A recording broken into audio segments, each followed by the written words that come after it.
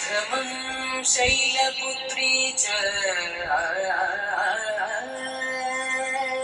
प्रथमं शैलपुत्री च द्वितीयं ब्रह्मचारिणी तृतीयं चन्द्रघण्टेति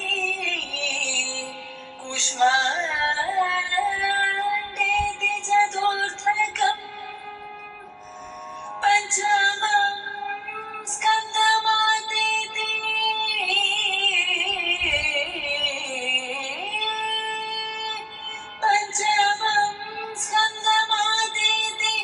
षष्ठं कात्यायनीति च सप्तमं कालरात्रिश्च महागौरीति चाष्टामो नवमो सिद्धिदात्री च नवदुर्गा प्रकीर्तिताः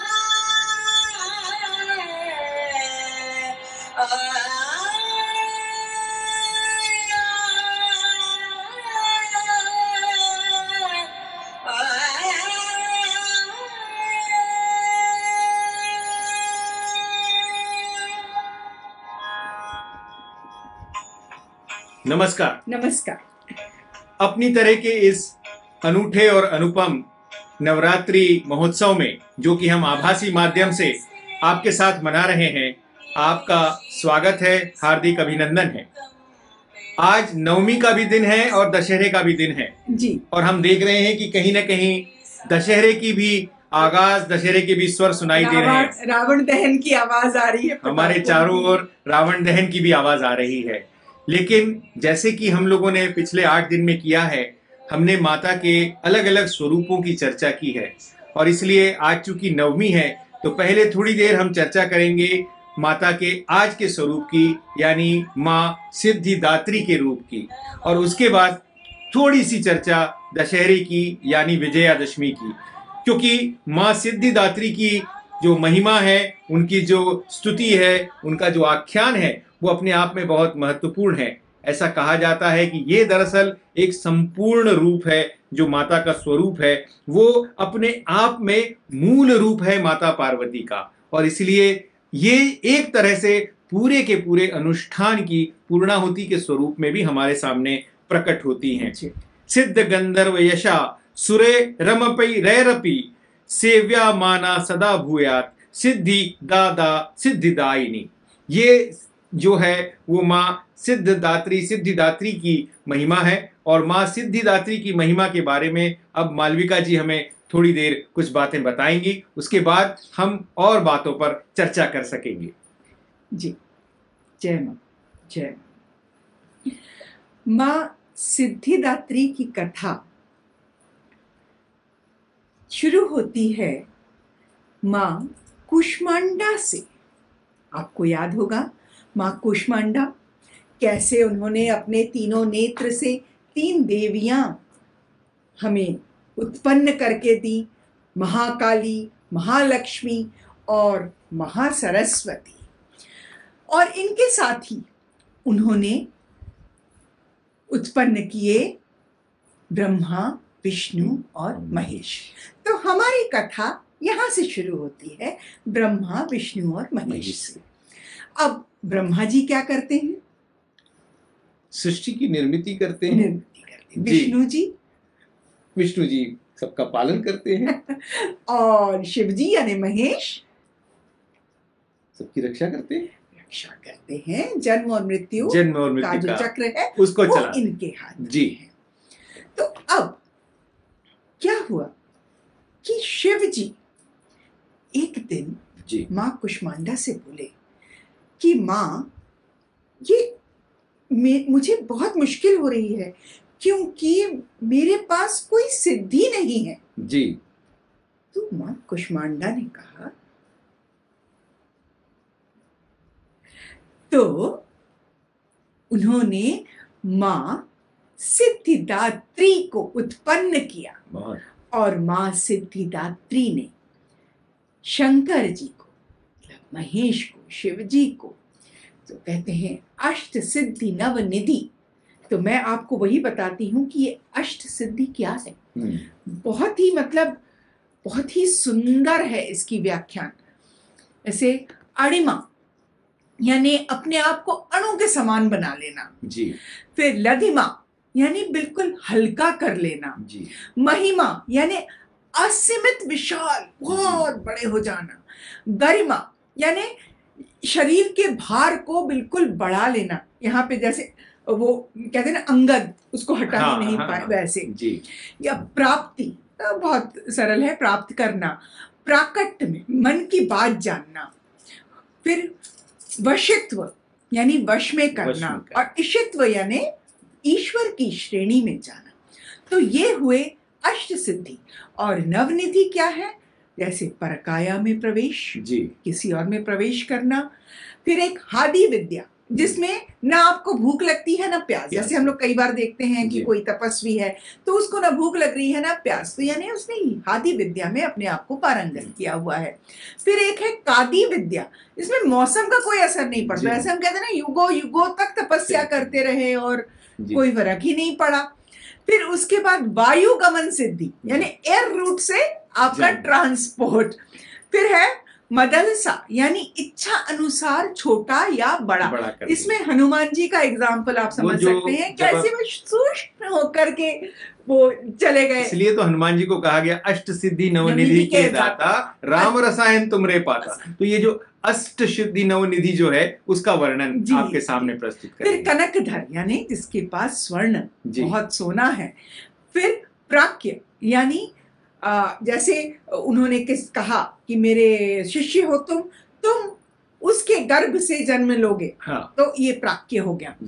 फिर सूर्य विज्ञान यानी तत्वों में सूर्य के अनुसार कैसे बदलाव कर सकते हैं, कि चीजें कैसे सूर्य के साथ मिलकर के बदल सकती हैं। ये बहुत ही केमिकल चीज है, केमिस्ट्री की बात है यहाँ।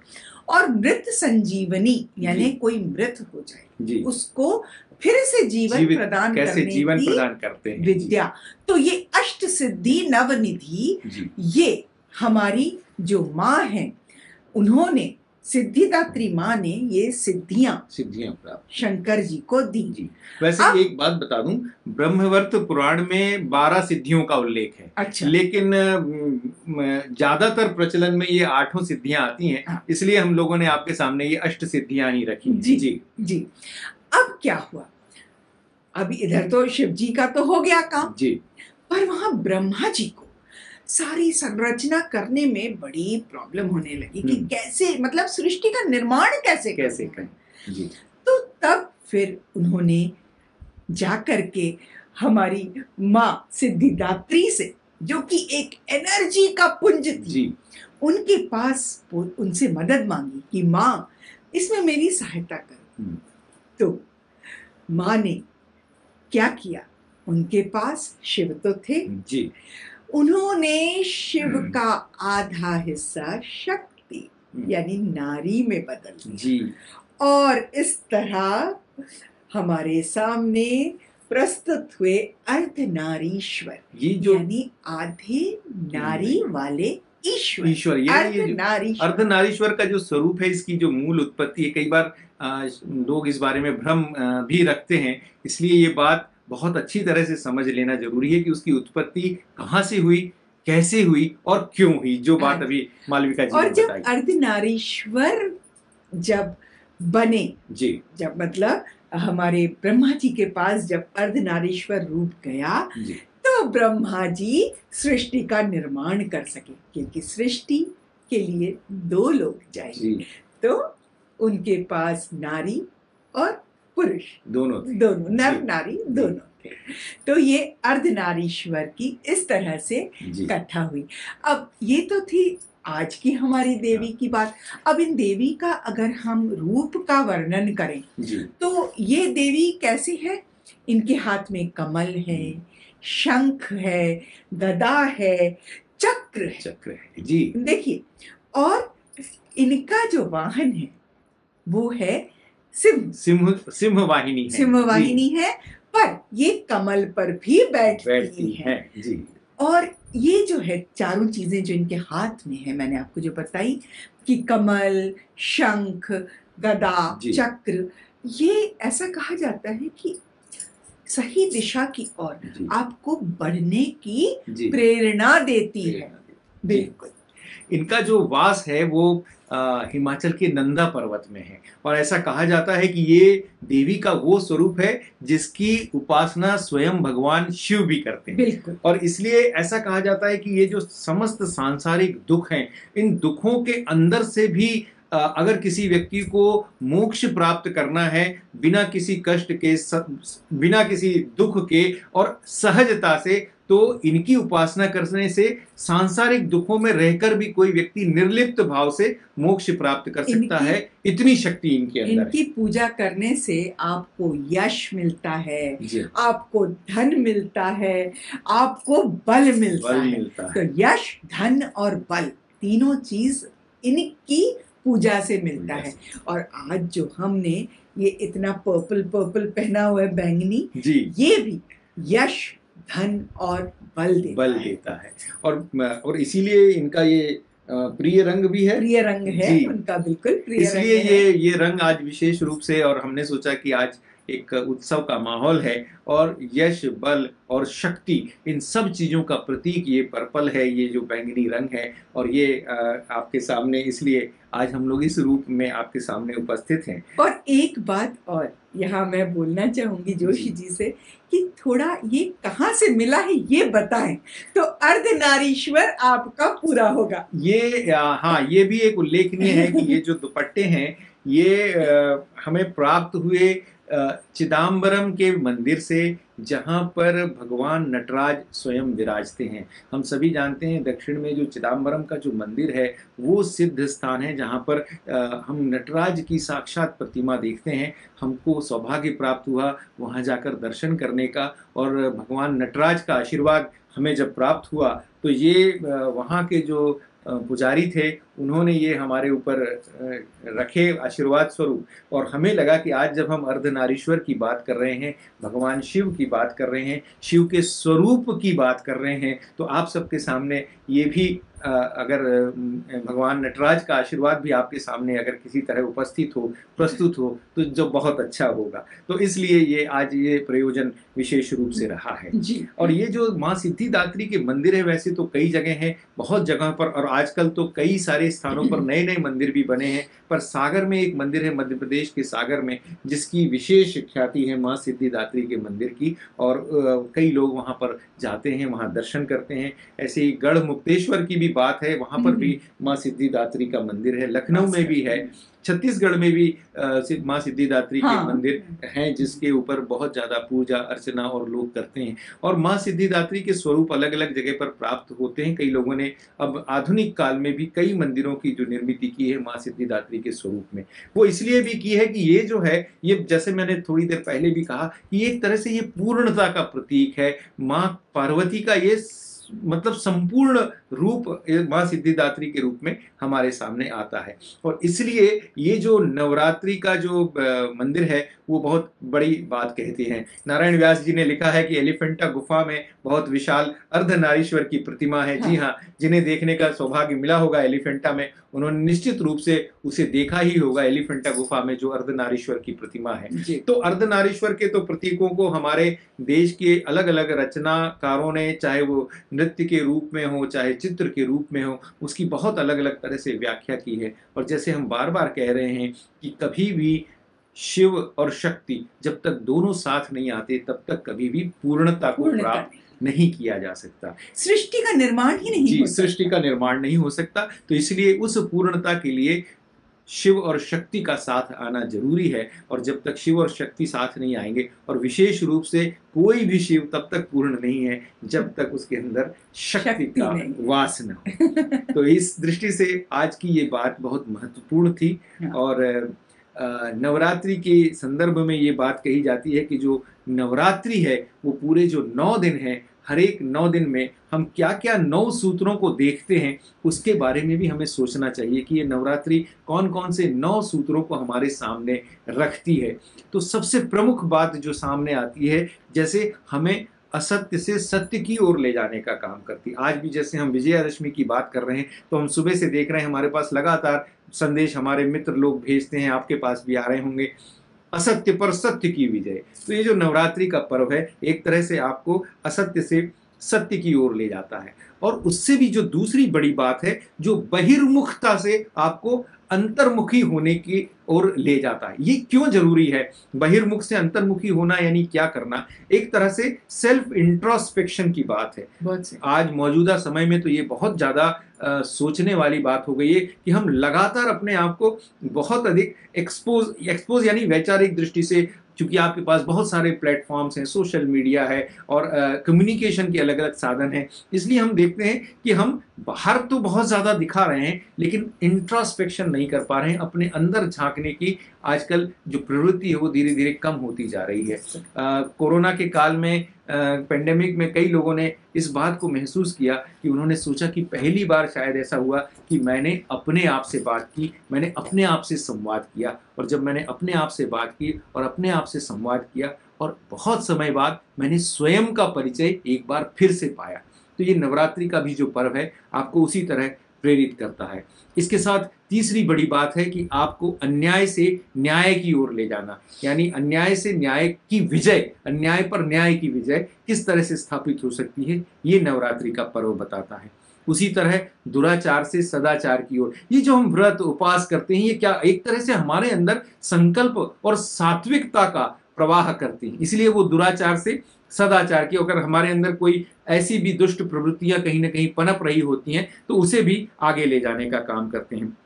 साथ ही तमोगुण से दैवी गुण की ओर ले जाने का भी काम करते हैं। तमोगुण क्योंकि निरंतर कहीं ना कहीं जीवन में हमारे अंदर निश्चित तौर पर कोई तनाव आता है, कहीं किसी बात का दबाव भी रहता है, तो उससे हमें जो है वो तमोगुण से दैवी गुण की ओर कैसे ले जाया जा सकता है। उसी तरह दुष्कर्म से सत्कर्म की ओर ले जाने का भी ये काम इन नवरात्रि के समय में हमारे लिए सिद्ध होता है, साध्य भी होता है। इसी तरह भोग से योग का काम, ये भी इन दिनों में बहुत जरूरी है। हम जिस तरह की कंज्यूमरिस्ट सोसाइटी में रह रहे हैं, हमारा पूरा का पूरा ध्यान जो है वो एक तरह से भोग की ओर हो गया है। ये एक बहुत दुखद बात है। कई कई बार ऐसा भी होता है कि जैसे कहा जाता है ना, उसकी कमीज मेरी कमीज से सफेद क्यों, ये नेबर्स इनवे ओनर्स प्राइड, ये सारी जो बातें हैं ये हमारे अंदर की जो उस भोगवादी प्रवृत्ति को दिखाती हैं। तो हम भोग से कैसे योग की ओर जाएं, संतोष की ओर जाएं, और कैसे इसी तरह असुरत्व से देवत्व की ओर जाना। असुरत्व हमारे सबके अंदर थोड़ा थोड़ा, जैसे हमने सबसे शायद पहले दिन इस बात को कहा था कि थोड़ी सी ग्रे शेड तो हमारे अंदर सबके अंदर है, कोई ब्लैक नहीं है, कोई व्हाइट नहीं, तो ये जो ग्रे शेड है, तो इसलिए हमारे अंदर की जो ज्यादा कालापन है उसको थोड़ी सी सफेदी की ओर ले जाना, असुरत्व से देवत्व की ओर ले जाना और जीवत्व से शक्तित्व की ओर ले जाना। यानी हम कैसे अपने आप को बलशाली करें, कैसे अपने आप को स्ट्रेंथन करें, कैसे अपने अंदर शक्ति को महसूस करें, इन सब की प्रेरणा हमें ये नवरात्रि के 9 दिन देते हैं। और ये नवरात्रि के 9 दिन हमारे लिए इसीलिए एक तरह से सिद्धि के हमारे लिए साधन बनते हैं। हम लोग अलग अलग तरह से इस सिद्धि को प्राप्त करते हैं। हमने भी ये जो 9 दिन का छोटा सा अनुष्ठान किया है, ये भी हमारे लिए एक तरह की सिद्धि है। और आप सब भी जो हमारे साथ जुड़े, आपने भी एक तरह का तप किया हमारे साथ मिलकर, और आपके तप से, आपकी ऊर्जा से, आपके पुण्य से कहीं ना कहीं थोड़ा बहुत हमें भी लाभ निश्चित तौर पर हुआ ही है, इसमें कोई शक नहीं है। लेकिन आपको ये भी बात जानना होगी कि ये नवरात्रि का जो अनुष्ठान है, विशेषकर शारदीय नवरात्रि का अनुष्ठान, ये हुआ क्यों? पहले तो वैसे ही चैत्र नवरात्र ही होती थी, शारदीय नवरात्र क्यों प्रारंभ हुई, इसके पीछे की भी कोई बात है। मालविका जी वो भी बात आपके साथ थोड़ी साझा करेंगे। थोड़ा सा आपसे वो बात करती हूँ कि इसको अकाल संधान कहा जाता है जी। पहले देवी जी की पूजा इस समय नहीं होती थी जी।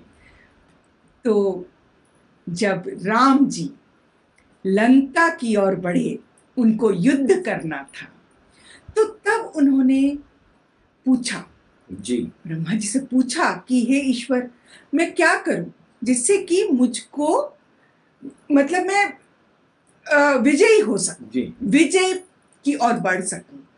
तब उन्होंने कहा कि शक्ति की उपासना करो, देवी की उपासना करो। तो तब राम जी ने एक अपना पूरा अनुष्ठान किया पूजन का। और आपको पता है उसी समय रावण ने भी वैसा ही अनुष्ठान लंका में किया, लंका में, क्योंकि उसे भी जीत की इच्छा थी। जी पर जो रावण की जीत थी, रावण ने अमरत्व के लिए किया था, जी हाँ, जबकि राम ने सीता के लिए किया था। यानी दोनों में बहुत फर्क बहुत है। फर्क था। तो अब जब राम जी पूजा करने के लिए बैठे, पर उनको ये बात बता दी गई थी कि अगर ये खंडित हुआ कहीं तो फिर बिल्कुल भी आपको इसका पुण्य नहीं मिलेगा, ये संपूर्ण नहीं होगा ये जी। कार्य। तो राम जी जब पूजा करने लगे और अंत में वो नील कमल चढ़ाने लगे, 108 नील कमल नील कमल ला के रखे गए थे, जी। और 1 2 3 4 और 106 107 और खत्म। हाँ, है ही नहीं, क्या करें भाई।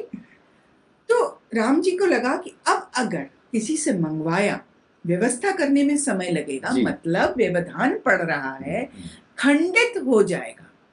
तो उन्होंने कहा कि एकदम उन्होंने कहा कि मेरी आंखें नवकंज लोचन, और वो भी मेरी मतलब मेरी आंखों को भी कमल नयन बोलते हैं, तो मैं इन्हीं को अर्पित कर देता हूँ। तो उन्होंने अपना बाण लिया और ऐसे अपनी आंखों पे मार के निकालने लगे कि देवी आ गई जी। ऐसा ही एक प्रसंग मैं आपको यहाँ इसलिए सुनाना चाहती हूँ कि ऐसा ही एक प्रसंग और हुआ जी। और वो प्रसंग है भगवान विष्णु और शिव जी का। शिव जी भगवान विष्णु की पूजा, इसी तरह की पूजा कर रहे थे, और करते करते शिव जी, ऐसा बताते हैं, शिव जी भी 107 पे अटक गए, 8वां नहीं था। तो शिव जी ने अपने नयन चढ़ाए और वो देख विष्णु जी बहुत खुश हुए जी। और उन्होंने उनको वरदान दिया कि आपको कमल नयन मतलब पद्मलोचन, हाँ। ये नाम शिव जी का हुआ। तो उसी तरह से आगे बढ़ी, यहाँ पर जो है हमारे राम जी ने दिया, और आगे का आपको मालूम है कि उन्होंने लंका पर विजय प्राप्त की और रावण का नाश किया। अभी रावण और राम, आप देखिए, रावण राम, शुरुआत तो एक जैसी है, पर अंत जो है वो कर्म के अनुसार है। तो ये कर्म बहुत जरूरी है आपके जीवन में। और यहाँ पे आपको एक वो कथा और बता दूं जी, हनुमान जी वाली। जी, वो बड़ी बहुत इंटरेस्टिंग कहानी है, मुझे बहुत अच्छी लगी थी। इसी से जुड़ी हुई है कि कैसे विजय प्राप्त की राम जी ने।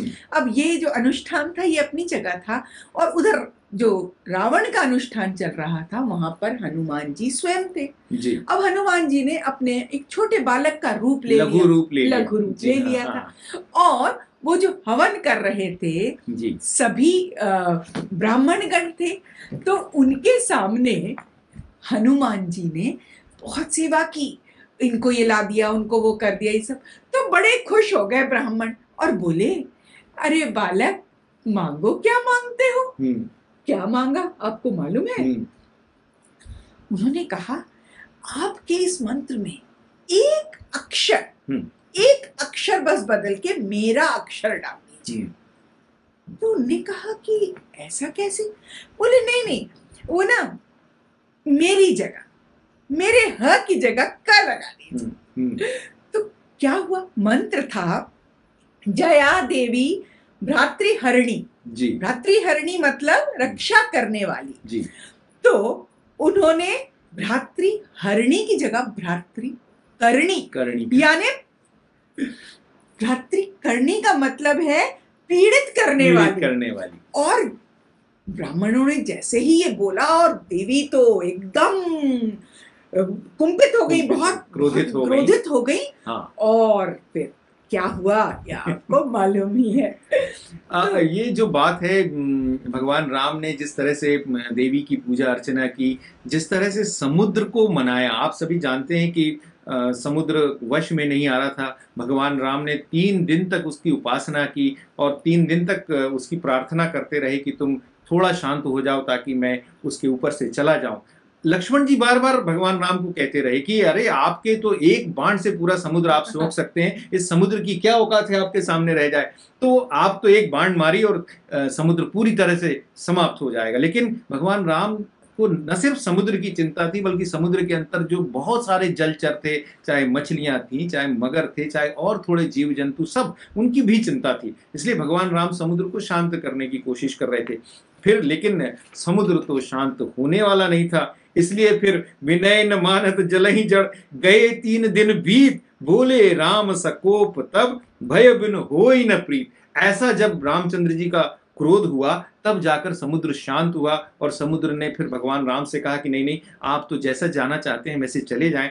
लेकिन भगवान राम ने कहा कि आप ही मुझे मार्ग बताइए कि कैसे जा सकते हैं। तब उन्होंने कहा कि आपके साथ जो सेना में नल और नील हैं, इन्हें ऐसी शक्ति प्राप्त है कि ये जिस पत्थर को स्पर्श कर देंगे वो पत्थर तैरने लग जाएंगे। तो इसलिए फिर वो पुल बना और सेतु बन करके गए। लेकिन इस संदर्भ में आपको एक और बहुत अच्छी जो रचना है, जो हम सब ने अपने कॉलेज के ज़माने में भी पढ़ी, बार बार पढ़ी, अभी भी पढ़ रहे हैं, और जितनी बार पढ़ते हैं उसमें से एक नई व्याख्या और नया अर्थ प्राप्त होता है, वो है राम की शक्ति पूजा, जो आदरणीय सूर्यकांत त्रिपाठी निराला जी ने लिखी थी। और ये रचना उन्होंने 1936 में लिखी थी। क्या 1936 में ये रचना लिखी। आज भी वो रचना अमर है। और मुझे लगता है कि जब तक साहित्य या जब तक भारतीय संस्कृति कहीं ना कहीं शाश्वत है, अमर है, तब तक ये रचना भी अमर रहने वाली है। क्योंकि ये राम की शक्ति पूजा सिर्फ कोई पौराणिक रचना नहीं है, कोई एक तरह के पौराणिक किसी घटना का वर्णन नहीं है। ये उस समय के पूरे सामाजिक परिवेश का, और उस समय के सामाजिक परिवेश के बहाने से 1936 के भारत के सामाजिक परिवेश का, आप सब जानते हैं उस समय हम लोग अंग्रेजों के अधीन थे, तो उस समय के सामाजिक परिवेश पर बहुत महत्वपूर्ण कटाक्ष भी निराला जी ने किया है। और उस तरह से वो इतना महत्वपूर्ण काव्य है, 312 पंक्तियों का ये काव्य अपने आप में अद्भुत काव्य है। और उसकी कई कई बातें, जैसे जैसे भगवान राम जो किसी को भी परास्त कर सकते थे, निराला जी कहते हैं कि वो चिंतित हो जाते हैं। जबकि एक बार उन्होंने सुग्रीव से कहा है, सुग्रीव ने जब उनको कहा पराजय की बात, तो उन्होंने कहा कि जगमही सखा निशाचर जैसे लक्ष्मण हतई निमिष महते थे। अरे जिसके पास लक्ष्मण जैसा भाई हो, उसे दुनिया में किसी चीज की कोई चिंता नहीं है। ऐसे भगवान राम भी जब समुद्र उच्छृंखल हो रहा था, तब भगवान राम थोड़े परेशान हो गए और उन्होंने कहा, स्थिर राघवेंद्र को हिला रहा फिर संशय, रह उठता जग जीवन में मेरा रावण जय जय। जो नहीं हुआ है आज तक हृदय रिपुदम्य श्रांत, एक भी अयुत लक्ष्य में हो रहा जो दुराक्रांत। कल लड़ने को हो रहा विकल वह बार बार, असमर्थ मानता मन उदात हो हार हार। ये जो निराला जी की जो अमर पंक्तियां हैं, कभी कभी हमें लगता है कि राम की शक्ति पूजा को भी हमें साथ में पढ़ लेना चाहिए। ये सारी बातें मित्रों मैं आज क्यों कह रहा हूं? अब मुझे लगता है कि फिर से भगवान राम को क्रोधित होकर कोरोना पर भी वही बात लागू करनी होगी। अब वो विनय से भी नहीं मान रहा है, अनुनय से भी नहीं मान रहा है, और अब कहीं ना कहीं धनुष्य भगवान को उठाना ही पड़ेगा ताकि कोरोना पर भी मात हो सके। हमें लगता है कि नवरात्रि का ये जो पर्व है, ये नवरात्रि का पर्व और दशहरा, जिसके बारे में मालविका जी बताएंगी कि दशहरे का महत्व क्या है। हाँ, ये दशहरा का दिन जो है, इसको विजय काल भी कहा जाता है। ऐसा कहा जाता है कि इस दिन आप जो कार्य करेंगे उसमें विजय प्राप्त होगी, अपराजय होगा, है ना। अपराजिता फूल का बहुत महत्व है आज के दिन। और दशहरा यानी अपने अंदर की 10 चीजों को आज आप निकाल दीजिए जी, वो है दशहरा। तो वो क्या है? काम, क्रोध, लोभ, मोह, मद, मत्सर यानी बैर जी, हिंसा, अहंकार, आलस्य और चोरी। इन सब चीजों को आप अपने जीवन से निकाल दीजिए और फिर देखिए आपकी ही विजय होगी। इस पे एक छोटा सा एक प्रसंग और आपको सुनाती हूँ कि जब राम जी लंका विजय करके घर गए तो माता बोली, बहुत सुंदर बेटा, तुमने रावण का वध किया, रावण को तुम मार के आ रहे हो, विजय प्राप्त करके आ रहे हो। तो राम जी ने कहा, माँ, वो प्रकांड विद्वान, वो पंडित, उसको मैंने नहीं मारा, उसको उसके मैंने मारा। उसके मैंने मारा। तो जिस दिन हम आज ये दशहरे के दिन यदि हम अपने अंदर के उस मैं को मार सके तो जीवन बिल्कुल आनंदमय हो जाएगा।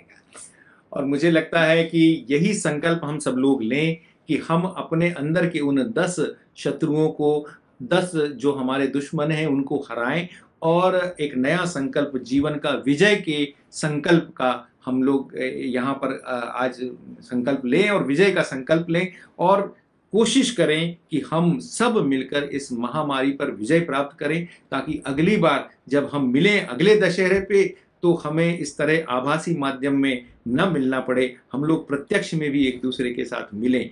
और इन्हीं शुभकामनाओं के साथ हम अब ये अनुष्ठान यहाँ पर पूर्ण होता है और हम आपसे आज्ञा लेते हैं।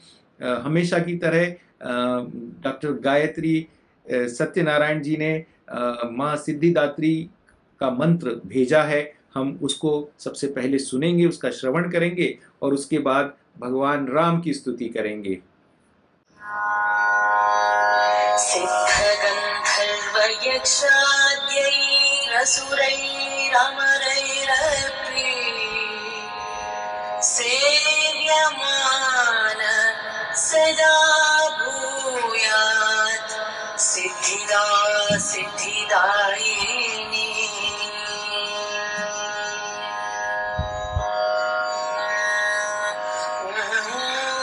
देवी सिद्धिदात्रै नमः।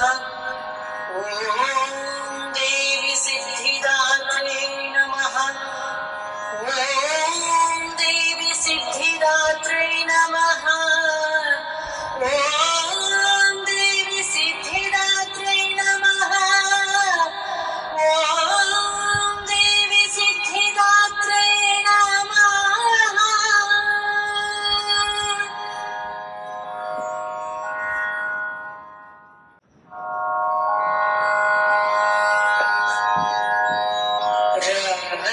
रामाय रामभद्राय रामचन्द्राय वेधसे रघुनाथाय नाथाय सीताया पतये नमः। मङ्गलं कोसलेन्द्राय महनीय गुणार्थये चक्रवर्ती तनूजाय सार्वभौमाय मङ्गलम्। मङ्गलम् मङ्गलम्।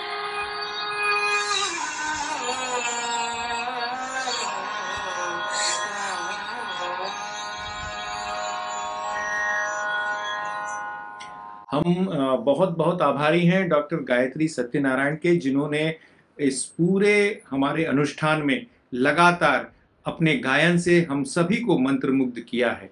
और इसके साथ ही हम धन्यवाद देते हैं हमारे पुत्र दुष्यंत जोशी का, जिसने इस पूरे कार्यक्रम का तकनीकी समन्वय किया है। कई बार हम लोग अपने ही लोगों का नामोल्लेख और उनका आभार व्यक्त करना भूल जाते हैं, इसलिए ये विशेष रूप से बात कह रहे हैं। एक और बात कह देना चाहते हैं कि ये शो कहीं भी, ये बात जो हमने आपके साथ की, कहीं भी स्क्रिप्टेड नहीं है। जैसे मन में भाव आए वैसे हमने आपके सामने प्रकट किए हैं। प्रयास ये किया है कि अच्छी ही बातें निकलें, फिर भी अगर कहीं हमारी कही गई किसी बात से कहीं कोई आहत हुआ हो या किसी को दुख पहुंचा हो, कष्ट हुआ हो या कोई बात त्रुटिवश गलत निकल गई हो या संदर्भ गलत हो गया हो, तो हम उसके लिए क्षमा प्रार्थी हैं। आप हमें छोटा समझ के, अज्ञानी समझ के क्षमा कर दीजिए। ये सिर्फ एक स्वयं स्फूर्त प्रयास है कि हम कैसे इस नवरात्रि के उत्सव को इस आभासी माध्यम से मना सकते हैं।